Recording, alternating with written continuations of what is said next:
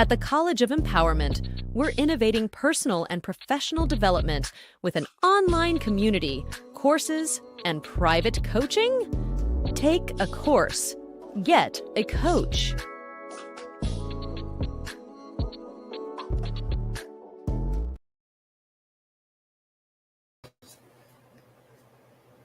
And we're back with another amazing conversation. If you were here for our first conversation, we are literally continuing with that barbershop style conversation with the high value man. But this time it's the men talking about women and love. I am super excited to bring in our panelists tonight. Some of you have seen them before. They were with us for the Marriage and Mating Summit, and we brought them together for what's going to be an amazingly, I'm going to say yummy conversation. I know that's not manly, but I'm going to say yummy. Okay, great. Additionally, we want you to know that April is Testicular Cancer Awareness Month. So if you missed the earlier promos, listen, check your junk, period. Check it. We want to make sure that you are able to take care of your health. That's something really important about being a high value man. If you relate to that, I mean, whatever, y'all know where we got that terminology, but you want to take care of your health. Part of being a great man, a good man, is about taking care of your health. So make sure that you check your junk. Nevertheless, let's get into our panelists tonight. Clifton Brantley returns.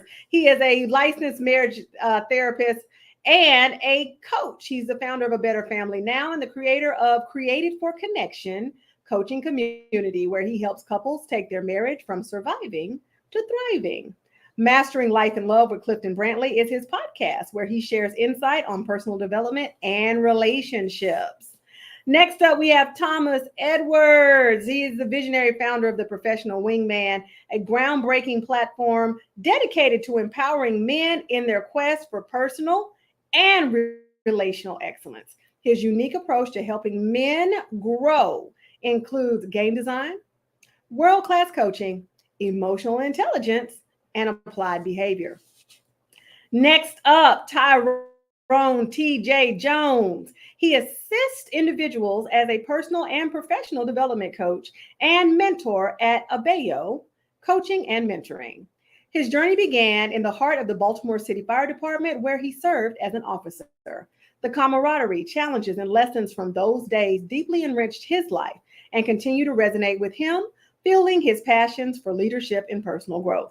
On a personal note, he says that his life has been full of experiences, some similar to yours and others uniquely mine. Each moment, whether filled with joy or shadowed by trials, has taught me an invaluable lesson. That is, improving our personal, professional, and relational lives starts with enhancing ourselves.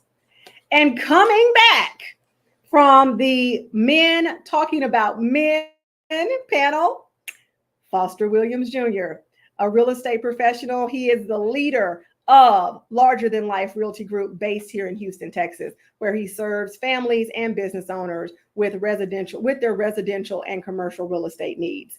He's a graduate of the University of Texas at Austin, just like me, hook 'em. And he holds an MBA. He married his college sweetheart. I just love saying that. And is the father of 4. Listen, women often speak about men, and we know this, but now it's the men's turn. So our panelists are here to give you some hard and some soft truths from men on women. And of course, we got to talk about love. Gentlemen, I want to welcome you to the panel. Get on in here. Let's get this conversation going. Thanks so much, Stephanie, man. We are excited to be a part of this College of Empowerment series, Men on Women plus Love. So I hope you got your cocktail, got your popcorn, and you ready to have some great conversation tonight. So I'm going to start with Clifton. Clifton, man, just give them a little bit more about you outside of what Stephanie introduced. We just want the audience to be able to get a little bit more info on our guest today. Okay. Well, like she said, I am the owner of A Better Family Now, which is a private practice where I do couples counseling and coaching. But I also have a program for men called Kingdom Man. This is where every 2 weeks I meet with men and I coach them and I teach them just principles about being manhood. I didn't have a father or I had a father, but I didn't have someone teaching me how to be a man. And so I have a passion for that. And then outside of that, I'm a husband and father myself. So, you know, I'm glad to be here. I'm ready to get started. TJae, what you got for us? First, man, it's a pleasure being here on this panel with all of you gentlemen right here. Thank you, Stephanie, very much for having me again to be joining these gentlemen on this panel right here. As for me, as she mentioned, I just have a passion for people. My company is called Abeyo, A-B-E-Y-O. It's an acronym that means a better you. And to keep it short and sweet and simple, nothing becomes better in your life. Your personal life, professional relationship life will get better until you make yourself better. You are accountable for all your choices, decisions, and everything. It comes through you first. All right, Thomas, what you got? It's great to be here, guys. You know, my company is the Professional Wingman. You know, I love working with men, getting the best out of them. If you feel like you have potential that's untapped, I'm the guy that can help you get that out. And one of the biggest things I love working with people through is their belief that they're not good enough, that old imposter syndrome. And so love working with guys from all different backgrounds, walks of life, different histories. And, you know, as a girl dad myself, you know, my mission is to help create the next generation of masculine leaders so my daughter can feel safe walking about this world today. So it runs deep, but it's just great to be around just amazing men today. Awesome. And last but not least, myself, I've got 4 kids. 2 are adopted from Haiti. Proud father, and of course, married for 23 years to that sweetheart. And outside of real estate, I am a vocalist. So I do a whole bunch of singing and very connected to the church community. So that's pretty much a wrap on all 4 panelists. So let's get ready to dive in deep. So we're going to start with understanding women. So, you know, there's always the misconception that men don't understand women. So we want to kind of give a little insight to our audience. What do you think women get wrong about men? Come on, tell me, Thomas. The first thing that comes to mind is the blanket statement that we don't have emotion. You know, or I think the deeper level is that we just know how to compartmentalize our emotion, right? That we kind of live by these stoic values. And I think the truth is we don't have a lot of emotional experience. When I'm saying we, and just means as a collective, a lot of men do not have emotional experience to understand how to process their emotions, how to identify their emotions, like sheer emotional literacy, right? And they don't have tools to express or go through those process of emotions. So the default is to keep it in because that's just what you do to survive. And I think oftentimes women see that as us being insensitive, us not being understanding, us being ignorant to how they're feeling. And oftentimes the reaction comes from that place. And it just adds to the overwhelm of emotion that a guy is feeling but doesn't know what to do with. And I say this also in a place of, for women, it's not your responsibility to help men with that, but it's more just to understand that a lot of guys do come in with not as much intelligence and experience as women do. Interesting. You want to weigh in on that, TJae? I see you ready. You ready? No, I like what you had to say and say. There's always different perspectives. I'm going to take it a little bit different this time. I think that what women get wrong about men is their own expectations they have of men. Because a lot of times we don't know each other when we first meet each other. And you go into those expectations, you're already going to find some fault in that person because they're not meeting your expectations. And when they don't meet your expectations, you find them as being wrong as the man that you may want when you really don't know that person yet. It takes time to learn each other. You know, I always tell a lot of my clients and my friends as well, do very little with expectation and assumptions until you learn somebody and communicate with somebody. Once the two of you start sitting down, communicating about everything, you'll learn more about that person. And you'll see that maybe it was your expectations that was wrong, not him. Well said. Go ahead, Clifton. So I think, first of all, I'm two great answers, right? But I also think that one of the things that women get wrong is the importance of respect. Like, and you may not think that because you always hear men need respect. They know that part, but they don't understand how important it is, and they don't understand what all that entails, right? So respecting a man is not just don't talk crazy to him. You got a lot of women don't respect men's mind. Like, you get a man, but then you don't respect his mind. They'll say, he's not being a leader. But then once we talk, I realize you're not respecting his mind enough for him to lead. Then we don't respect who they are as a person, like his hobbies, his interests, the way he moves in life. They want to change that. And then you got to respect the sacrifices. Is he getting up early in the morning? What is he doing for the family? Women tend to think, and I know I'm speaking in general, right? But women tend to think that men do these things. Well, that's just what you're supposed to do. I mean, you don't need no special accolades for that. And we don't need accolades, but the respect piece is there. And sometimes that respect comes across as appreciation. If you show a little appreciation, that can go in the respect bucket for us. You mind if I add to that? Yeah, jump in. And he said exactly what I said. We go right into with this. The expectations, like you said, you expect them to go to work every morning and do certain things, And like you said, when you do this, when you expect that, you don't always respect that. And I definitely understand what he's saying. Nor do you always appreciate it either, because a lot of times with expectations is less appreciation and less respect with that also. So when you learn to respect that man and appreciate him, you'll see we can get a whole lot further in our relationship just with those things right there. You have to understand how that man needs to be respected, how him individually, not any of your other men you've been with, but how he needs to be respected and appreciated. Yeah. It's interesting because, I hear all the time, you call expectations premeditated resentments, right? And so you have the expectation set, it doesn't get met, immediately there's resentment, right? But then when the expectation is met, it can be taken for granted. Yes. And I know from what you shared, that hit me because there was a time where I was constantly looking for what I thought was validation for what I was doing for my family and in my life. And it wasn't that. It was just appreciation, right? Exactly. It was the respect. Because I love doing it for them, but I'm actually doing it for myself because I created this life. I created this responsibility and I take it seriously. So me getting up at 5:30 every morning so the rest of my family can sleep until 8:30. I do that because I want that for them. Exactly. I don't necessarily need the validation for that. But there was one moment, I just wanted to share a personal moment that kind of made the switch for me to realize it's not the validation I want, it's the respect and the appreciation, is when my wife told me that she was proud of me. Right? That word proud.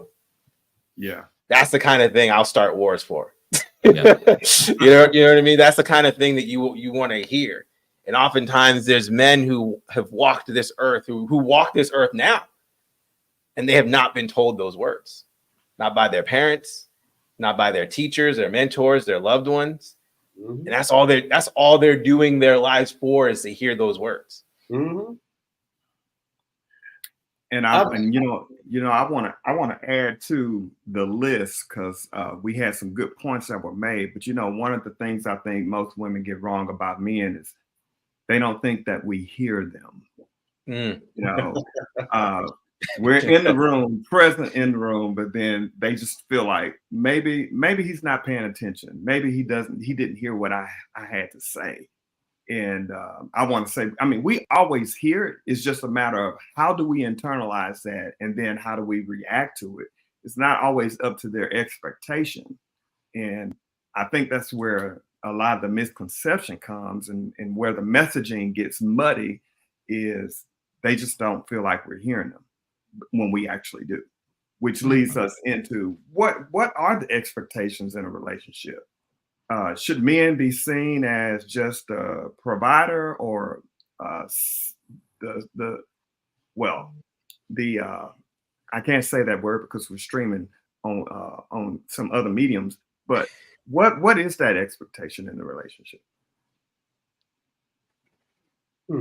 Clifton, you ready? Yeah, so I'll start that, and I got caught up in, I think, everything you were saying. Tell me the question again. What the expectations in relationships, because we're pivoting off of the previous question, because we're saying that women expect things out of us, not necessarily what we can produce, but what are those expectations, and what should men expect? Should they expect us to be providers, or are we more than just that? That's a good question. As far as expecting a man to be a provider, so first of all, let me say this. I don't know if there's anything wrong with expecting that, but like you gotta examine your whole mindset around that, because like you said, we may be providers, but that's not all. And I don't think so. Just so you know, I often come from a biblical perspective, right? And so the way God set it up, it was never meant for man just to be the provider, right? And the way the way the culture is now, it kind of sucks for women, because on one hand, we push, hey, go make your money, go be a boss babe or whatever. But then when you get a man, hey, he need to pay for everything. He need to do all this. And so when you have men like that, when you put men in a category like that, then like the other brother said, you negate our emotions. You negate the fact that we are regular human beings, right? Yeah, we're going to provide, but we also need support. We also need loving, right? We need intimacy. We need conversation. That's another thing. Women don't think that men like to talk. A lot of men don't. Well, it's not that they don't like to talk, but a lot of men aren't equipped for that. But if that brother knew how to express what he was feeling, if you gave him time to get it out, you'd find that he communicate a whole lot more than you think. And so those expectations can really get us in trouble sometimes, because we make them rigid rules, right? Expect what you're going to expect. But then when you choose what you choose and you realize, oh, that didn't come in the box that I chose, you got to shift. Because if you throw it back, then what you going to do? All we have to choose from on this planet are broken people. So you're just going to choose another one. Right. Yeah. Right. Hey, TJae. Go ahead. Before I answer that question, I want to make sure that everyone listening to this understands something about men. So going to you, Thomas, real quick. You said that when your wife said she was proud of you, tell all of us, how did that make you feel? Oh, invincible. Exactly. Unstoppable. Exactly. I could do anything. Exactly. You know, I felt like I have that level of confidence in myself. And there's always, I think for most men, I don't want to say all men, but for most men with that confidence, there is a shadow of self-doubt. Can I actually come through? Can I actually do this? Can I carry my family to the promised land, right? But when you have that person, in my case, my wife, believe in that, say that she's proud of where I've taken the family to, that's it. That's all I need to hear. Yes. That's it. You know, I may never hear that again, but I'm going to hold on to that as a source of inspiration and fuel and energy to persevere, you know? So it's the magic of words is so important, because you just never know what a guy has had to go through, what he's had to hear in his life, but also what he hasn't heard in his life. And that's where the communication is so important. Thanks for sharing. I want everybody who's listening to sit here and get that, so let them know that how we men feel when we appreciate it, and those little words, how they help a man to feel. Okay, but thanks a lot for sharing that, man. Yeah. Back to you, Foster, man. Really, what's your expectations to people have in relationships? Due to I'm a bit older and traditional, and the way, just like Clifton was mentioned about being spiritual and having God in the relationship and stuff like that. Also, nowadays a lot of them don't have that right there. So I say, basically, to the younger generation, this now generation, the best expectations to have are the ones that the two of you communicate. That's the best way to have it. Because other than that, you're going to go in there expecting him to be a certain kind of way, or he's expecting you to be a certain kind of way, and you don't know what it is until the two of you sit down and talk about things, share with each other how y'all feel about this, how y'all feel about that, what y'all want from this, what y'all want from that. Other than that, you're going to have a lot of disappointments inside of there. Sit down and talk together so you can set those expectations together. You know, you're not walking single in that jungle, that wilderness, lost because your partner's not there with you. If y'all talking, communicating, y'all walking together in the same direction. Same direction. I like that. Communication is always. I tell everybody. I said most marriages and most relationships fail because people don't communicate. Exactly. You don't know the needs of the other person, or vice versa, unless you're talking. And we want to make sure we keep that open. And also, I think Thomas said something about validation. Man, it's nothing like hearing compliments from your significant other that you did something, or that it's a proud moment for them. Even changing a light bulb, baby. Thank you so much. You changed that light bulb, and then you knew I wanted soft light. So it's just those subtleties of appreciation. That makes. I won't say it validates a man, but it does give you that confidence to go an extra mile. So yeah, that's good. Can I add something to that real quick? Let me add this real quick. A lot of us, when we're younger, we have siblings or even in family. A lot of times we're younger, we as men, when you play sports and stuff, you love when that coach say, good hit, good shot. And when your teammates say the same thing. But as we get older, we don't get that much anymore.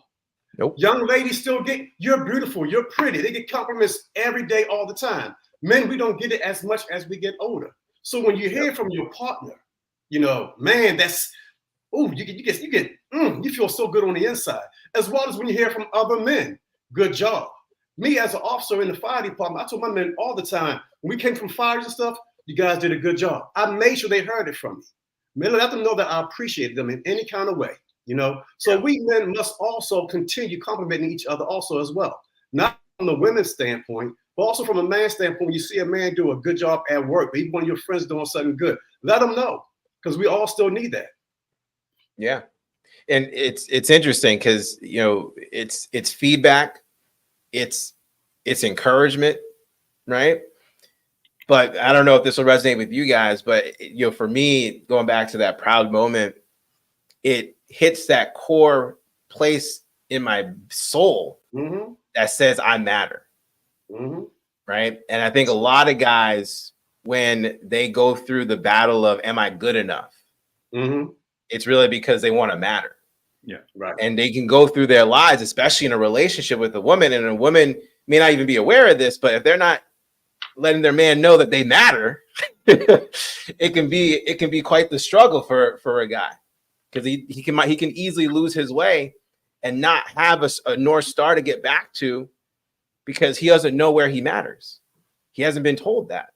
So I totally sign on to that, TJae. I think it's as men, we need to also come together and support each other and tell each other that, that we matter, that we love each other, that you did great, that you're destined for greatness, that you can do this, that I got you, I got your back, no matter what you're doing. We need that, because women get that. And there was someone who had asked, why does emotional intelligence, why does that gap exist for men? This is a great example for that. Women from a young age are exposed to, I guess, cliquey type structures where they have their girlfriends and they hang out. And like you said, it's you're beautiful. You can get any man. You can do whatever. You don't need him. Like all that stuff, right? But it's all meant to reinforce and make a woman feel a sense of self about them. Exactly. As men, we don't have those type of conversations, right? And in fact, I would argue that we don't have nearly as many conversations and interactions as women do, whether it's women with women and women with men, right? Like the average man is not talking to as many women as men approach. Women being approached by men. Right. Does that make sense? Oh yeah, it does. It's probably a 1 to 10 ratio. And if you extrapolate that, if you expand that over the course of a decade, 2 decades, 3 decades, a woman might have had 10,000 interactions with men, while, the average guy may have had 10, 50, maybe.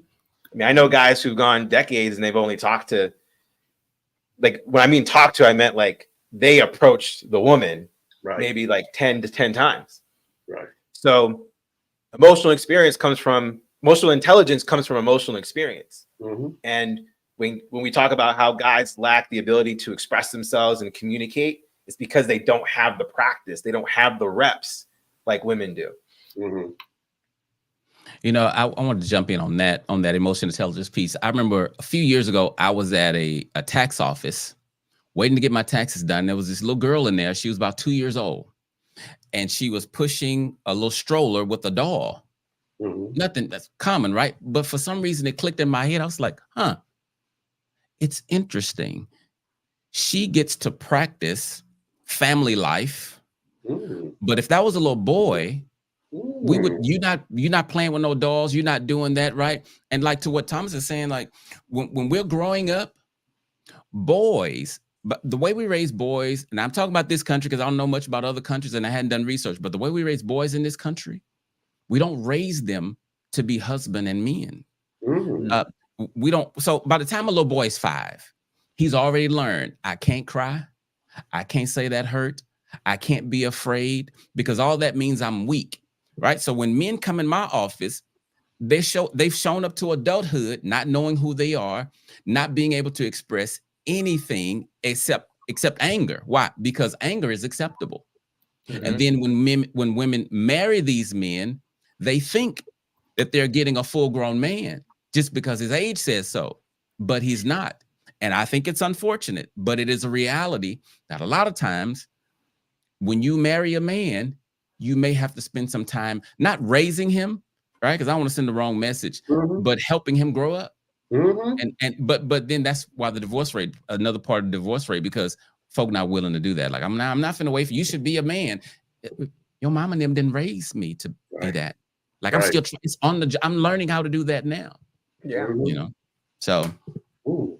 Clifton, that's a deep point. What you said about the young lady pushing her cars, man, I never thought about that perspective, but that's a great point you made right there, man. Great point. Yeah. That's deep. That really is. That. Yeah. That's you know what, I want to take a step back just for the audience, because you know we're using a term that probably a whole lot of people have never heard before. So when you talk about emotional intelligence, what all does that involve? What all does it encapsulate? TJae. Yeah. Go ahead, Clifton.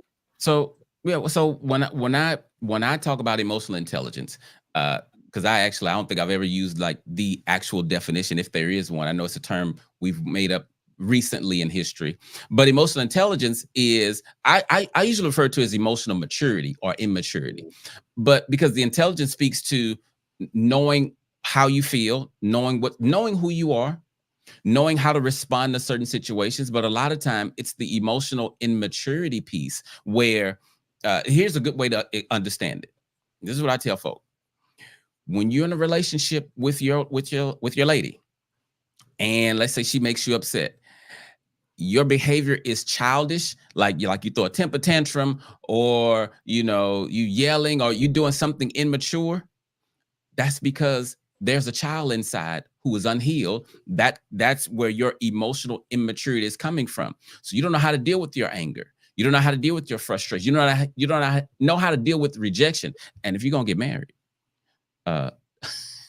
you need to learn how to deal with rejection, because sometimes she's gonna say, I got a headache, not tonight. And if you can't handle that, like, you're gonna be in trouble. But that emotional intelligence piece is really, really important. And I'm glad you said that.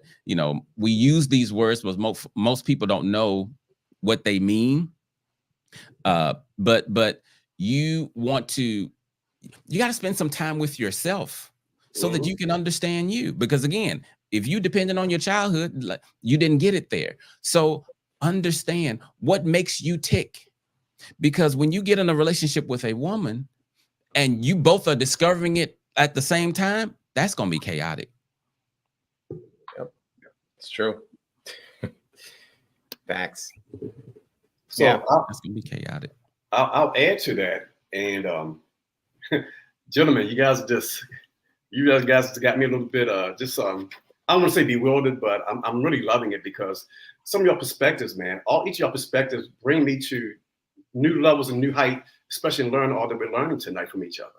But I would go emotional intelligence, man. It's crucial in relationships for understanding, connecting. We need to have those things right there. Active listening, being able to respond also when you're communicating doing those things. You know, when you don't have that kind of emotional intelligence, right, you're going to lack in your relationship, you know, and it's for both partners to sit here and work on it, both partners to sit here and do. You know, a lot of times we expect one person to do this, or we continue being who we are and how we are.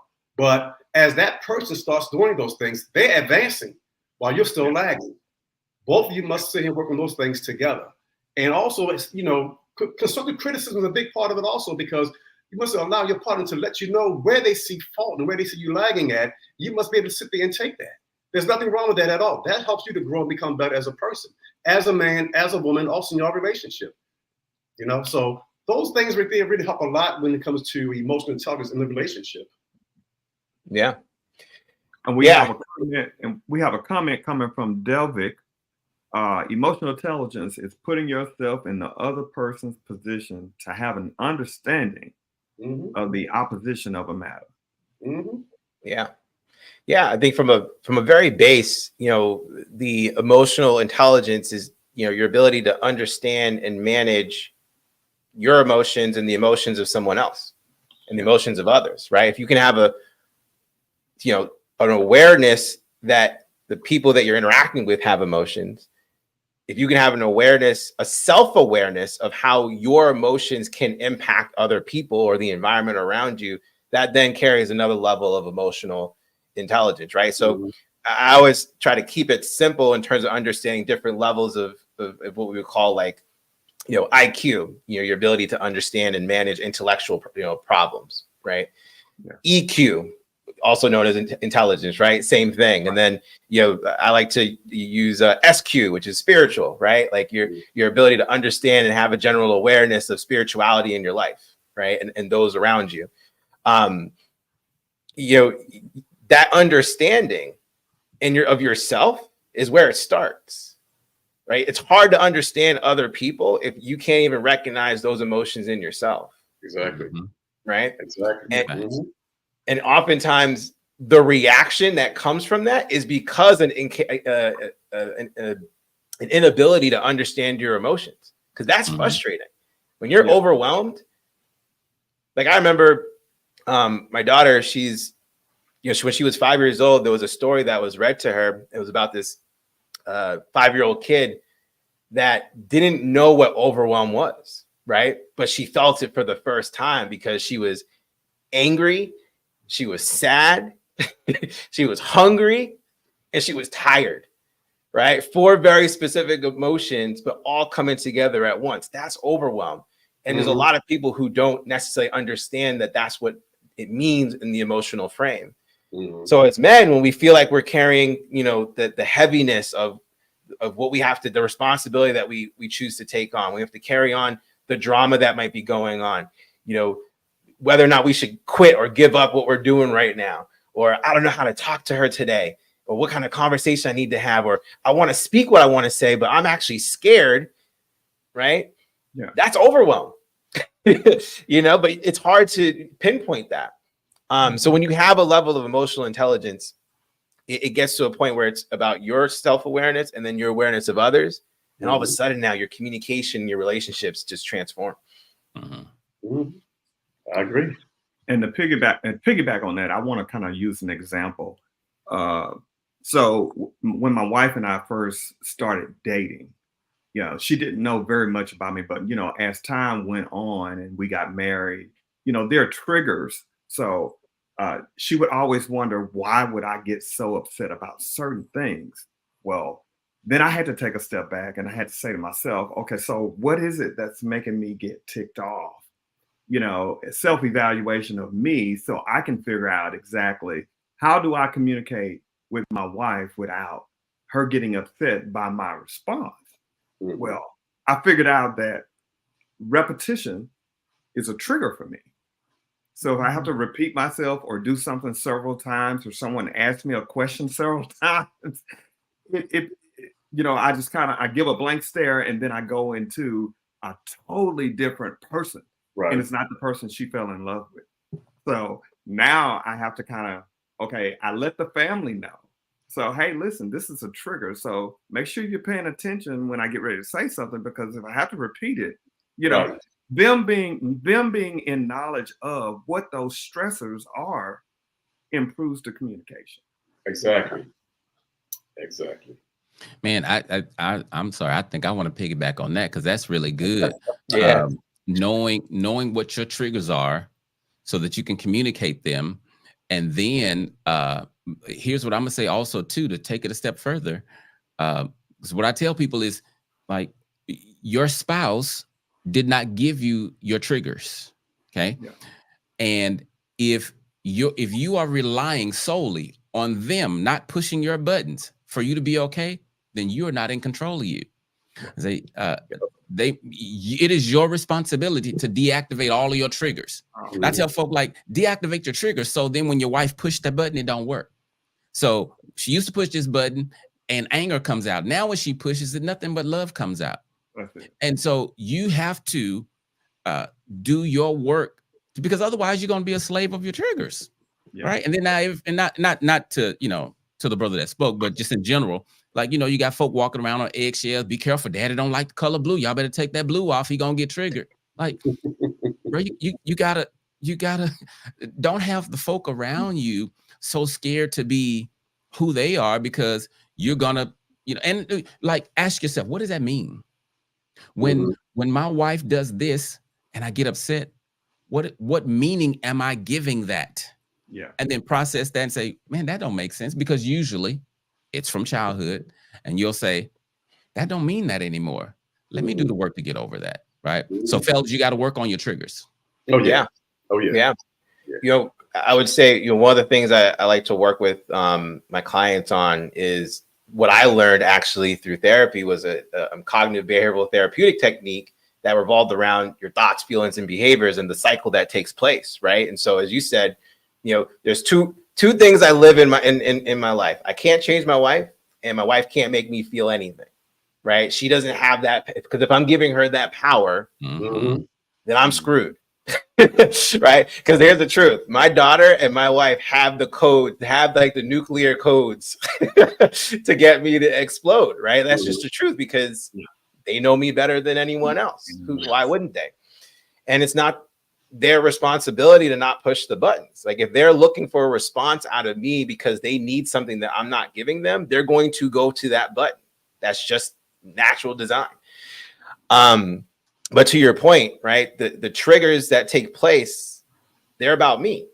And there's a story that's running that's causing me to feel the way I do, and may make me want to behave a certain way. So when I have to go back, I journal almost every day about something in my life, whether it's something I'm grateful for, something that pissed me off, something that is confusing to me or makes me feel ungrounded.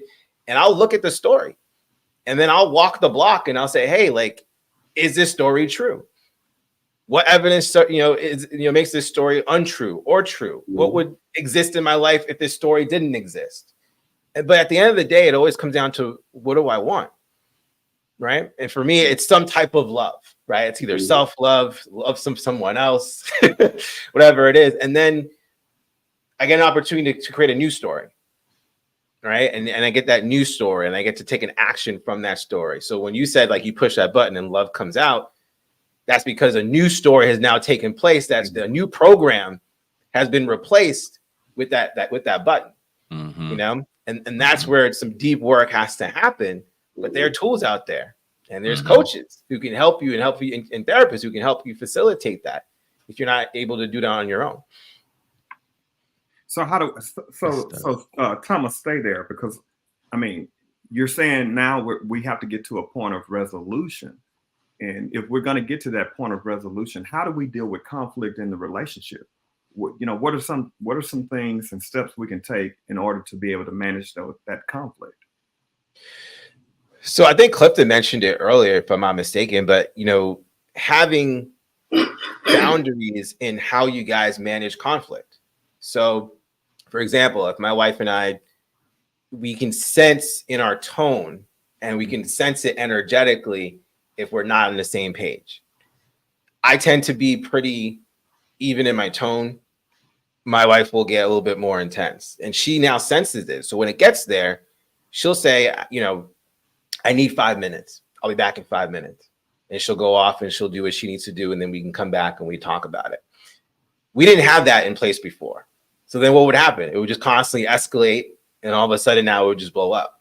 So you need to be able to have these moments where you can have the awareness to say, hey, you know what? We're not on the same page right now. We're kind of talking from across the table as opposed to next to each other at the table. Let's break ground, come back, and then communicate with each other like we want to actually solve the problem, right? But in that gap that's taking place, I think what's important is to have tools of reflection to understand what's really going on here, right? So that CBT technique, that's one opportunity. Another thing could just be saying, hey, like, what am I feeling right now? Is there something where I'm not feeling heard? Is there something that I need that's not being not given to me right now that I haven't communicated? And how can I communicate that in a constructive way? Another way to kind of do it is another technique is called it's like the 3 I's. It's like I felt, I need, and I want. So it's something like, hey, you know what? When that happened, I felt really hurt by that. You know, I need to feel supported. So I would want to receive more support around the things that I'm trying to do around here. I'm being very general about that, but just kind of using those 3 I's as an example. That's good. Yeah, TJae, man, that's good. I like that. I'm glad this is recorded so I can go back and watch. I'm gonna use some of that because conflict resolution is one of the things that I teach the most, and some of that I hadn't heard, so I'm gonna use some of that. But, you know, when you talk about conflict resolution, so first thing, so I have this thing, rules of engagement. I'm not gonna go through all of them, but you need some basic ground rules when we have conflict. This is what we're going to go by. Like, no yelling. We are going to make sure we speak the truth in love. Always stay respectful. If the emotions get too high, we're going to take a timeout. Yeah. But the timeout is for an hour. We're not coming back tomorrow, right? We're going to finish this today. And then the one of the biggest issues across the board, I believe, I don't have research for this, but I believe the thing that leads to a lot of divorces is misunderstanding. Mm-hmm. But not misunderstanding like we had a misunderstanding and we divorced. I'm talking about we never really knew each other because we've been misunderstanding each other, right? All of us, every human being lives in a different world. Nobody lives in the same world. It's not possible because your world only exists in your mind. It don't exist nowhere else on the planet. And so because we live in different worlds, we may speak the same language, but we don't have the same definitions. So we don't have the same definition of marriage. We don't have the same definition of love. We don't have the same definition of none of that. But when we talk, I think I know what you're saying because I understand the word. But then when I respond, I'm responding to what's in my internal dictionary, not yours. And now here we go fighting, but we don't even realize we ain't even fighting about the same things. And so what I do to help people with the understanding, there's a skill I learned from Dr. Rick Marks. And it's real simple. It's just, are you saying, right? So your partner says something, and then you repeat back what your interpretation of what they said, and you just put, are you saying in the beginning? You know, wife say, babe, I feel like you don't really love me because you're always coming home late. And then you say, are you saying because I stay out later than you would like, that equates for you that I don't love you? And then if she says yes, then we both know we're talking about the same thing. If she says no, okay, give me more then, and you go back into it. But if you can't resolve conflict, you cannot create connection. Wow, that's good. I like that. I'm gonna add a little bit more to this. I don't know how I can sit here top you guys. I'm not trying to top you, but man, I'm taking notes. Believe me, I'm taking notes right now.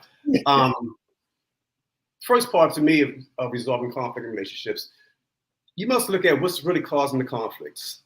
Each time you're having conflict, you're having problems like that, right? See if there's a pattern there.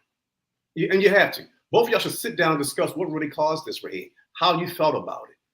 And all of this comes down to another thing to resolve is communication. We keep talking a lot about the same thing inside of here, and a big part of everything in relationship evolves around communication.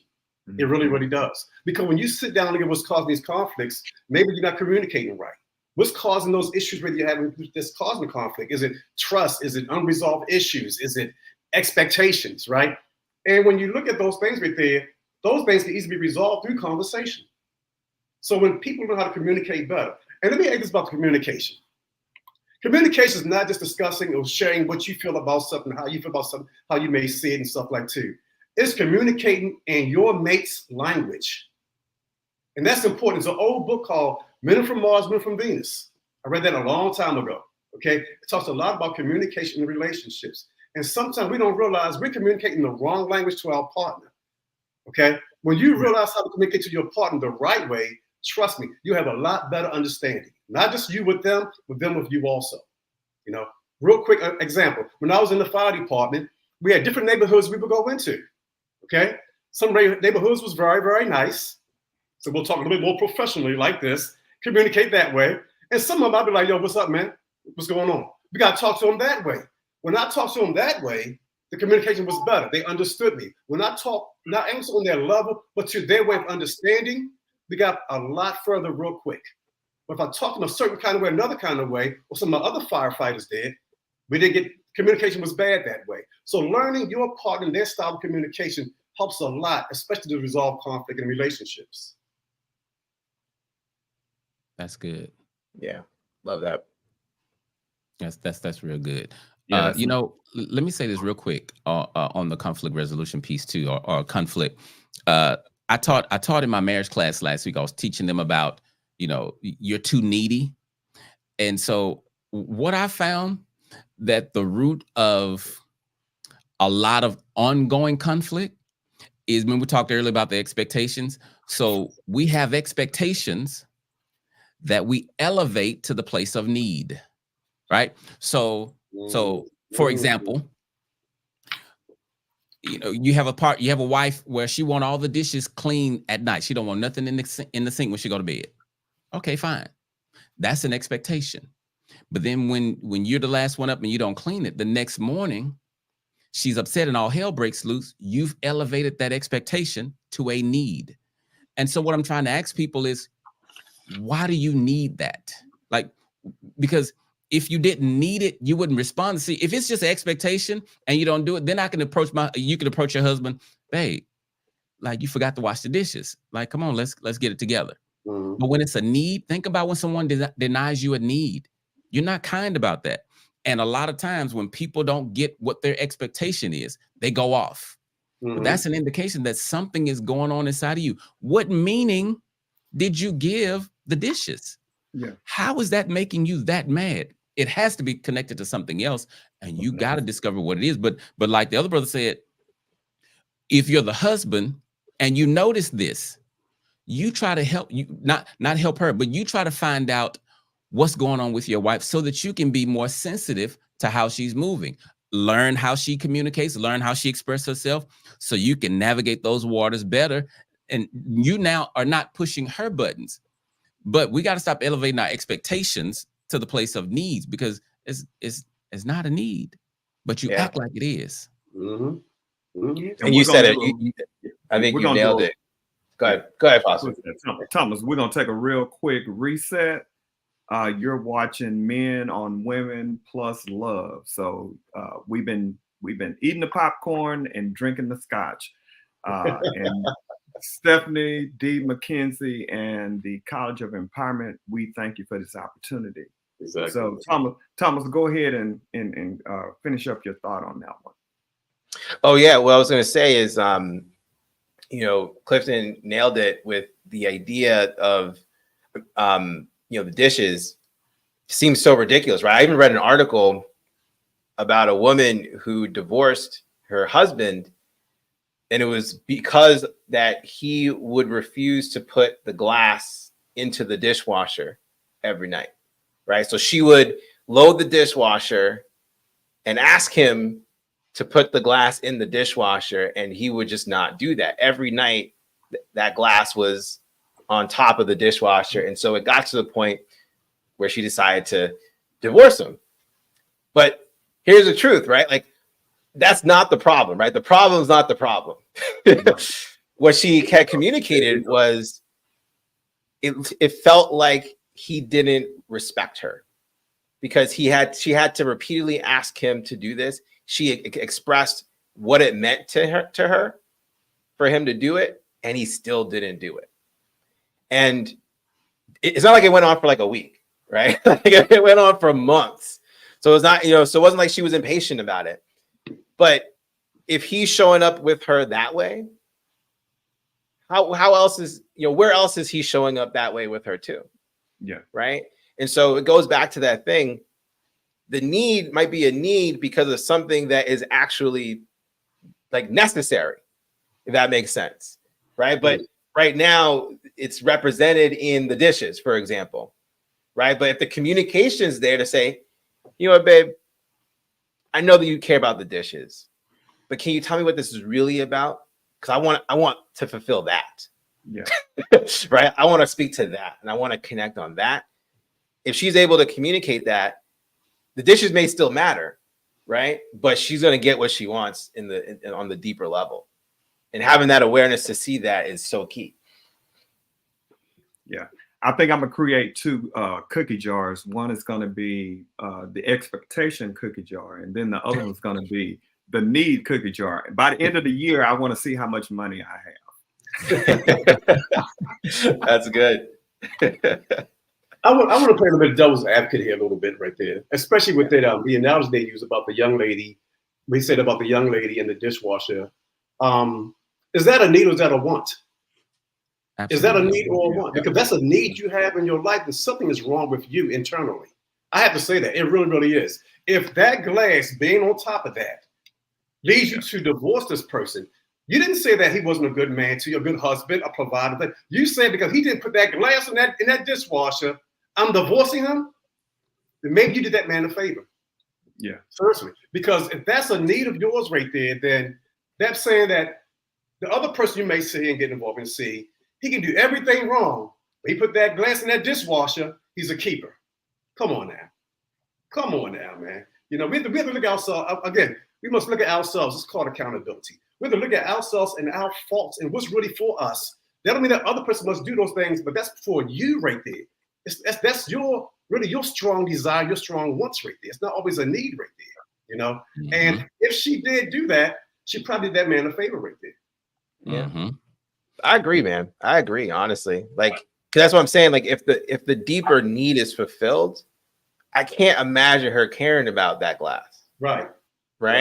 Because what you're saying is I believe is accurate. Like, it's a crazy reason to divorce someone, right? Mm-hmm. But it has to represent something that's not being fulfilled, and if that's not uncovered, we got to figure it out. But it's a shared responsibility, mm-hmm. right? So if she wants that peace of mind, she's responsible for that. So because if you're making someone else responsible, you're giving up your own power, mm-hmm. right? You're giving up your own sovereignty as an independent person to control your own fate and how you want to feel in your own home. That's not what we're here for, right? Mm-hmm. We if we want to consider us providers, so to speak, we provide a safe space for you to express and be the way that you want to be so you can have what you want. So if you want those dishes taken care of, you handle those dishes. Exactly. It's safe to do that the way that you want to. And I'm wondering why. I'm wondering why. Like, why is that a need, right? Mm-hmm. So, yes. And like what you said that she said, she interpreted that that means he's not respecting me. My question would be, where did you learn that? Like, why did you make that association? If you don't do that, then that means he doesn't respect you. But then, now this is a deeper one. Most folk don't agree with this. This is what I was trying to teach last week. Okay, so the real need is respect. Mm-hmm. Why do you need, keyword is need. Why do you need your partner, your husband, to respect you? Well, no, hold on. If you need it, watch this. If you need him to respect you and he don't, how do you not fly out of control? So again, he's in control of you. Mm-hmm. So what do? Mm-hmm. It's when you need something from your partner.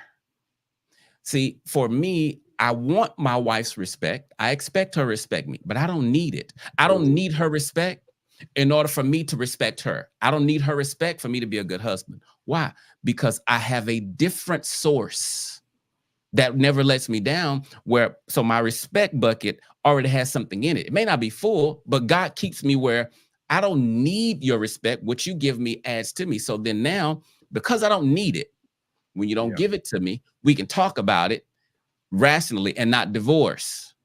But if I need it, why you keep doing this to me?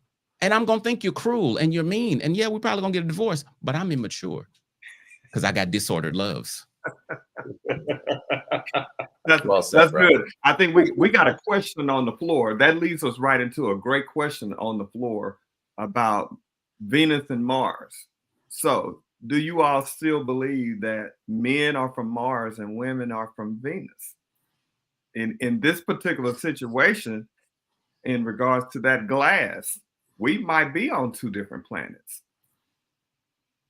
What you think? I don't know about that. Because I do believe that's a human thing. I do believe like the concept of Venus and Mars, I think it exists more so because we create it as opposed to like it's just naturally there. Yes, we're different, obviously.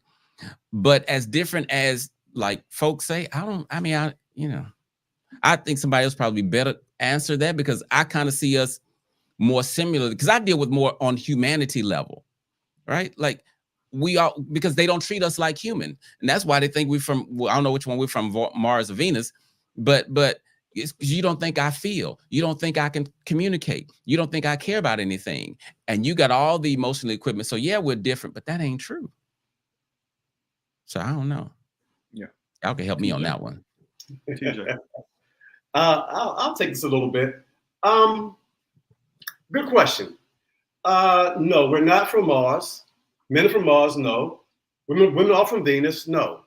We're all from the planet Earth. We just haven't fully learned how to get along together yet. This is a shame because we are still dealing with the same issues from way back when.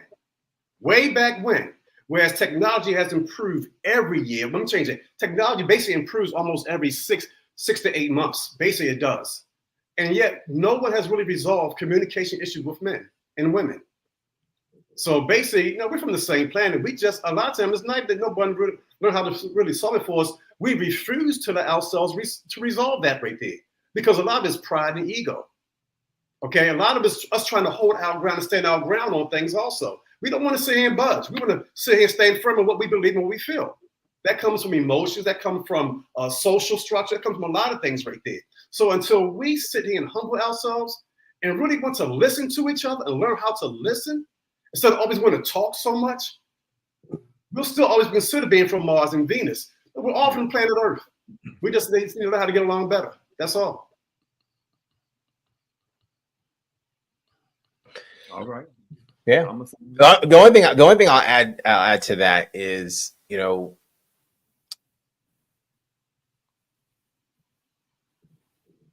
goes back to what Clifton was saying about need, right? If we are feeling a deep sense of lack in our lives, we tend to see more of the differences in our lives than the similarities, right? And when we're not able to see the similarities, we don't see the similarities that can lead to the solution.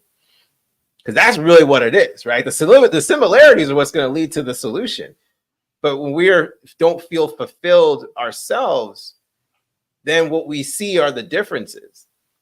When I talk to, my clients and, they're balancing their careers and their marriages and their kids, and we focus keen on the marriage, I say, listen, like, you now have to keep in mind about in 3 relationships. Yeah. There's 2 of you, but there's 3 relationships, right? There's a relationship with yourself. There's a relationship that your wife has, and then it's the relationship you have with your marriage. And you have to learn how to be in each of those relationships. And if you're looking to need something from any of those relationships, you're going to start to see differences as opposed to similarities. And then that's where conflict and resentment can start to breed, and so I 100% agree with you, man. Like it's hard. I don't believe in the idea of Mars and Venus, because even in mythology, like Mars is the god of war, Venus is the goddess of creation, right? So basically, you're saying, you know, we're destroyers and women are built creators, right? And in some ways, that's true, right? If you look at today's world, right? But there's a amazing, I don't want to call it duality, because I don't think that's really what it is. I think there's an amazing oneness that really shows why we're perfect for each other. You know, the fact that you're saying that we're from Mars and we're from Venus actually proves that we are perfect equals for one another. And if we can see that through the similarities, then I think it really changes things. And then we're shifting from, you know, what would be known as a codependent relationship, right? Where we're always needing the other thing to feel a sense of self. And then I think independence sometimes nowadays can be a cover up for a different type of codependence. When we think about like the boss babe and all that kind of stuff, right? But we can get to a level of interdependence where, you know, we're better together. Yeah. You know, and coming from that, it's like a real partnership, you know? And so I can go on and on, but I just wanted to add that in there because I thought that was really good.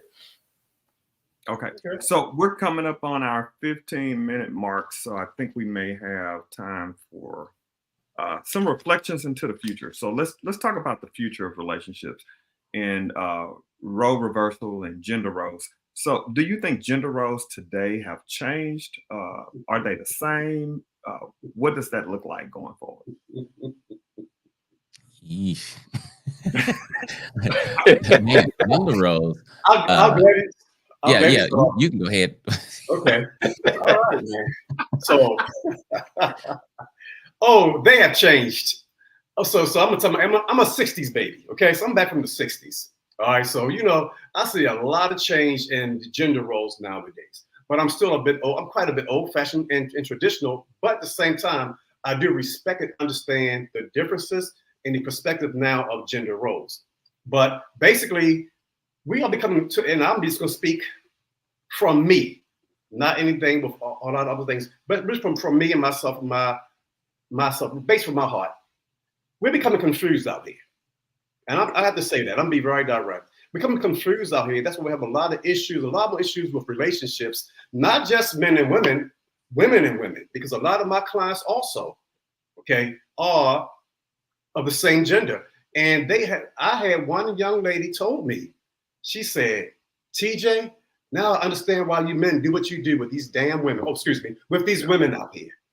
And I was surprised hearing that from her. I really was. She was now basically in a relationship with another female, but she was kind of more so in the male role in that relationship. She said she understands men out here. Now, of course, I felt good about that because at least someone now could understand men a lot more on our level, our emotional base, just so much from us. But yes, gender roles are still important to me because there's roles in relationships that we all must understand that we should have. Not having those roles, just like going to work and not knowing who your manager is, not knowing who the workers are. Everybody's doing the same thing, but everybody can't do the same thing. We must have roles in relationships. And also for us to sit here and to be able to sustain that, we must respect each other's roles in there as well. You know, whether one is not by being dominant, it can be equal and fair by understanding that sometimes you must sit here, humble yourself, and let your partner take that lead role because they may be better in whatever you're talking about, what you're doing. And it must go each time differently. It's like a scale. Sometimes it outweighs each other, sometimes it balances, but at the same time, it's still going to stay and serve its purpose right there. So you must understand in relationships, in roles, and gender roles, they're needed. A lot of you may disagree with that, but me coming from the old school, looking at things now, man, I laugh a lot of times. I shake my head and I laugh a lot of times, man. Yeah. Come on, Mr. Love. He got it. I think that gender roles are I think they're good, but I think it becomes a problem when we make them rigid rules, right? When it has to be this way or that way. And so like for example, on one hand, men typically don't want a woman that's hard and women don't want a man that's soft. Mm-hmm. Right. So that's kind of gender role. But then on the other hand, if you are a man, you're trying to be traditional, and you had not run your life in a way to where when you get a wife, she don't have to work. But then y'all get together and that's what you're trying to do, you're going to hurt yourself. Right. Mm-hmm. So you may not be able to walk in that particular gender role. And so I say you gotta, even biblically, you have to, folk think that even though marriage is God's idea, they think that the Bible tells us, men's supposed to work, women's supposed to stay at home, men's supposed to do that, man and women do that. It does not. Mhm. Right. It gives us a blueprint, a framework, but then you make it work for how it works for you, as long as you don't violate his stuff. Now that's where I stand. Right. And so I think gender roles are good, but it becomes a problem when they become gender rules. Rules. Wow. Yeah, that's good. I like that. I love that. Yeah, I love that. Yes. And I agree. I think, gender roles are here to stay, and the spectrum is going to increase, right? It's going to just get wider and wider, which means there needs to be elasticity and flexibility in how it changes as your relationship evolves, right? Like, what we fail to forget sometimes, and I hear this with my clients all the time, they expect to be with the same person that they started dating 30 years from now, right? And that's just not true, right? Mhm. And we're just talking about the person. We haven't even talked about like the world, right? The world is going to be different. Circumstances are going to be different, and life is going to be different. So you are going to be different. So you have to, like you said, not have rules, but understand your role. And understand that your role may change based on where you are in life. Mhm. You might be someone who's used to being a provider, but what about 50 years from now when your wife has to wheel you around and change you and feed you? And that's a different role you got to play. And and at that point, you got to accept that, because that's not something you can control, right? So we have to be willing to have that flexibility and openness around what those roles are. And that's where I always go back to like that eventual oneness, right? Like if you can have a level of interdependence, then you're just a unit.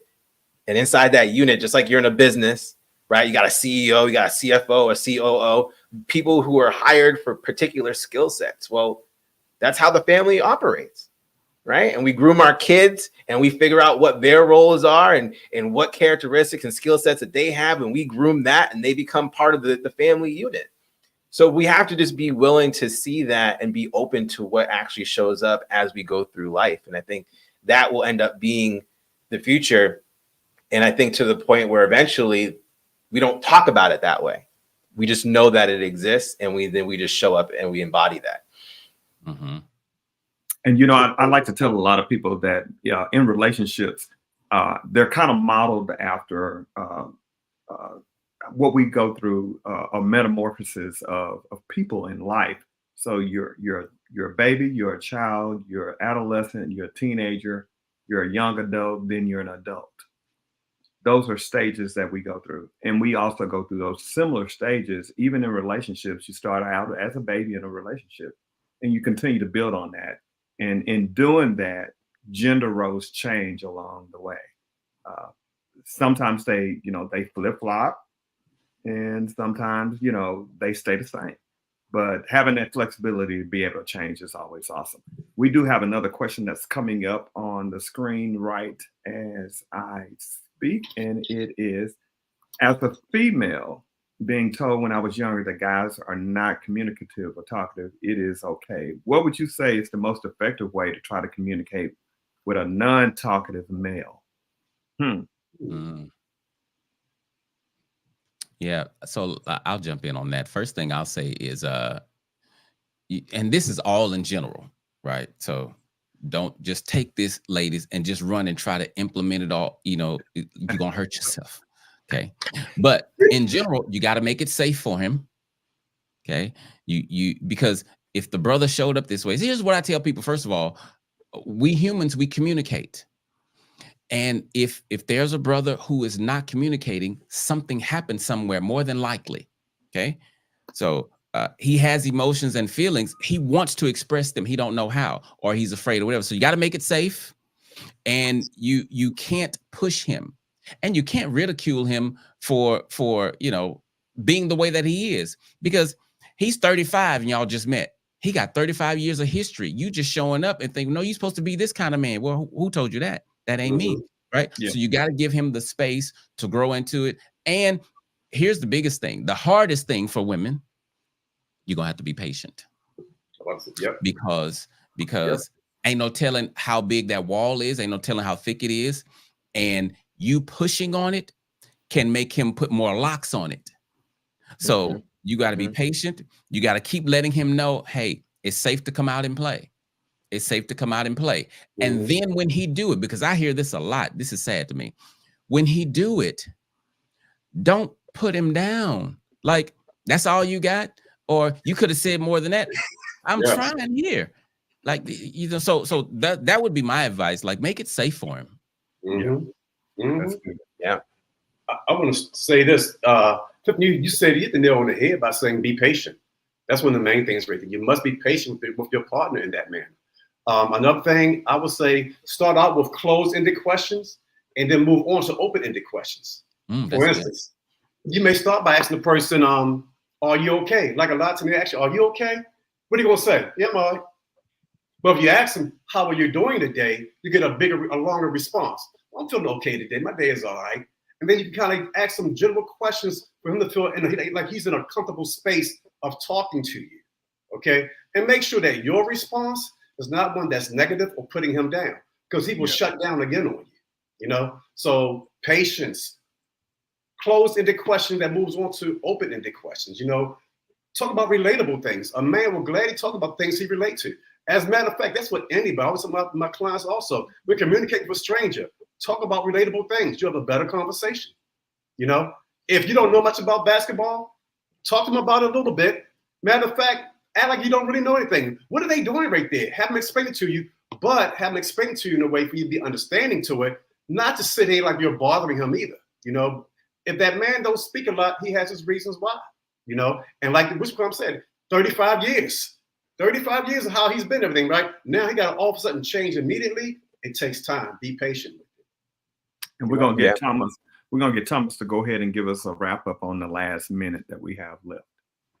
Yeah, thank you. I love what everyone said. I want to loop it back up to the first part, the first thing that we talked about when we started this off, which is appreciation, right? Like when a guy opens up in a way he hasn't had before, it's so important to just express the appreciation that they opened up, right? Because what you're unlocking is their most vulnerable self. And I agree, like feedback, criticism, no, like no space for that. That's not how you hold space, right? You keep that to yourself. You do appreciate, because if you want that behavior to continue, as Clifton said, the patience route, you have to reaffirm it. You have to express appreciation and relate. Like, what you said actually makes sense. You know what? If that happened to me, I'd feel the same way too. Or man, if I was you, I'd want to do that too. Make him feel like he's being understood. That's the next level, right? It's not just holding the space. That's a start. Yeah. But make him feel understood and make him feel appreciated for the fact that he's feeling the way that he does, and he expressed it in a way that he's probably either never done or it's rare for him to do that. And he'll start opening up more over time. And that's a wrap, ladies and gentlemen. Great content, great conversation, men on women and love. And I want to add to that really quick that until they really trust you, they won't open all the way up. Over to our great and unfathomable Stephanie D. McKenzie. She's going to come back on the screen and she's going to close us out. I want to thank all of our panelists, Clifton, TJae, Thomas, man. This is a lifetime, long-term relationship. Look forward to seeing you guys when we come back. Foster, thank you so much for moderating and giving us the vibe that we needed. I appreciate you and all the gentlemen, Clifton, TJae, and Thomas. so much. Thank you so much for being here. I couldn't be more grateful. Like, thank you guys so, so much. Thank you. Well, listen, guys, we've done it again. 2 panels back to back. Men talking about men and men talking about women. And listen, I have a couple of announcements that I want to make because I know that you guys were probably expecting a secret session. The secret session has been canceled. We had some situations, some circumstances beyond our control. And so there won't be a secret session, but I have over $500 in giveaways, including one of our Zero Hustle planning sessions, 3 of our hero memberships in the college, and one of our champion memberships. And our champion memberships come with unlimited coaching. So how do you get a giveaway? You sign up, because over the weekend, we're going to be processing those signups, and then we'll be reporting to you on Monday and emailing those who have won. If you enjoyed this, make sure you drop all the comments on Facebook, LinkedIn, as well as YouTube. Drop all the comments. Listen, I love doing these events. I love learning with you. You know, I believe that empowerment is definitely a verb. So don't just get excited. Don't just feel warm and fuzzy, but take inventory so you can take action. The men have been tremendous. And if you didn't know, April is testicular. Y'all know that's really hard to say. Testicular Cancer Awareness Month. And as we like to say, thank you guys so much for loving and learning with me. My name is Stephanie D. McKenzie. I am the founder of the College of Empowerment, and if we can serve and support you in any way, I'm happy to do so. See you on the next one. Bye.